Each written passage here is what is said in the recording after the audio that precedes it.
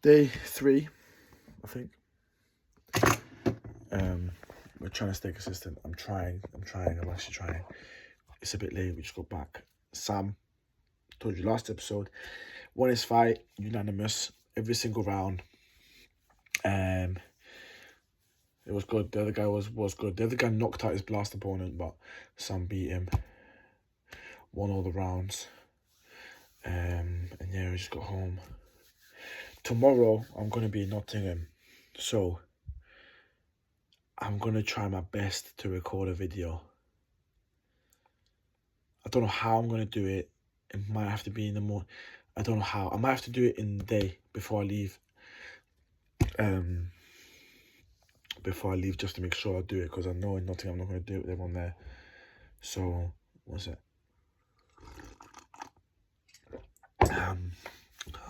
So yeah, day 3.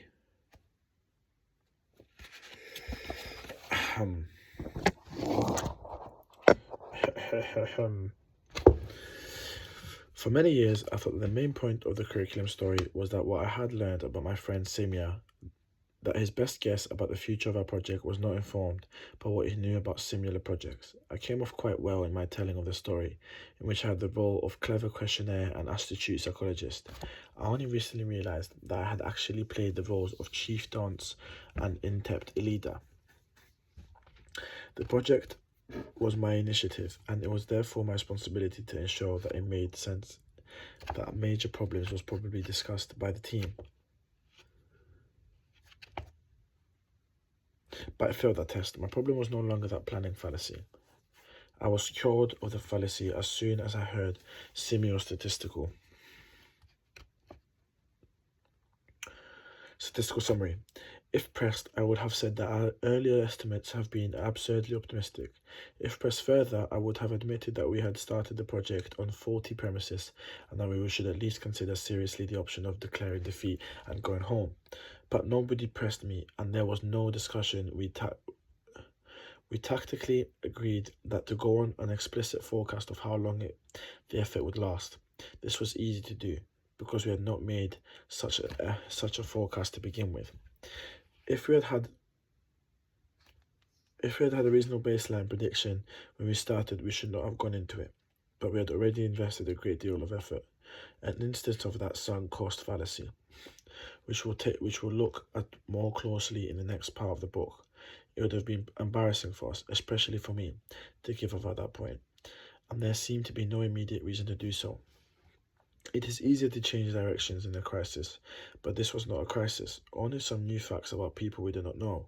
The outside view was much more easier to ignore than bad news in our own effort. I can best describe our state as form of lethargy, an unwillingness to think about what had happened. So we carried on. There was no further attempt at rational planning for the rest of the time I spent as a member of the team. A particularly troubling omission for a team dedicated to teaching rationality. I hoped I am wiser today, and I have acquired a habit of looking for the outside view, but it will never be the natural thing to do. Speaking of outside view, he's taken an inside view. He should forget about his own case and look for what happened in other cases. She is the victim of a planning fallacy. She is assuming a best case scenario, but then there are too many different ways to the plan to fail, and she cannot foresee them all. Suppose you do not know a thing about this particular legal case, only that it involves a malpractice claim by an individual against a surgeon. What would be your baseline prediction? How many of these cases succeed in court? How many settle? What are the amounts? In that case, we are discussing stronger or weaker than similar claims. We are making an additional investment because we do not want to admit failure. This is an instance of the sunk cost fallacy. Okay, we're going into a new chapter.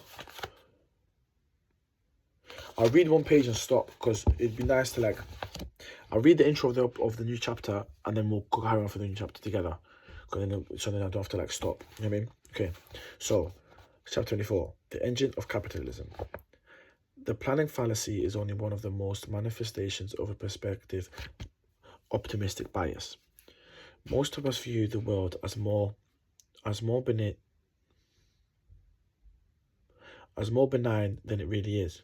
Our own attributes are as more favorable than they truly are, and the goals we adopt as more achievable than they are likely to be. Wait, deep what he just said. Most of us view the world as more benign than it really is, our own attributes as more favorable than they truly are, and the goals we adopt as more achievable than they really are to be. We also tend to exaggerate our terms of its consequences for decisions, which fosters optimistic overconfidence. In terms of its consequences for decisions, the optimistic bias may well be the most significant of the cognitive biases. Because optimistic bias can be both a blessing and a risk, you should be both happy and wary if you are temperamentally optimistic. Because optimistic bias can be both a blessing and a risk, you should be both happy and wary if you are temporarily optimistic. That's a deep quote, and for the people that are watching this, deep that quote. To be optimistic it's literally a gift and disadvantage. That is deep, to be fair, but be optimistic, manifest everything, and it'll all happen. But yeah, we'll stop there, and then we'll start the new chapter together. I think that's nicer. That would be nicer. But yeah, Psalm 1. Going to Nottingham tomorrow, driving to Nottingham. Might start doing. I want to do like gym videos, but I don't know if I'm gonna be able to put the phone up, like how I'm gonna really accomplish that. I'll try find a way. But yeah, I did a scabies cream. There's still a bit of an itch, I don't know what the itch is. I don't know why the itch is. I don't know where it's coming from. Yeah.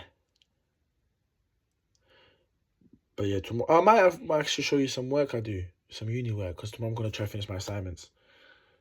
I'm gonna go gym, finish my assignments. Well, one of my assignments, I've got one left after that, and then we're gonna drive to Nottingham. So I'm gonna try to be as productive. Wake up early, go gym early, do my assignments, and yeah. Sorry for the small amount of reading, but I feel like that's the best thing to do for the long run. And yeah, that's it. See you tomorrow, man.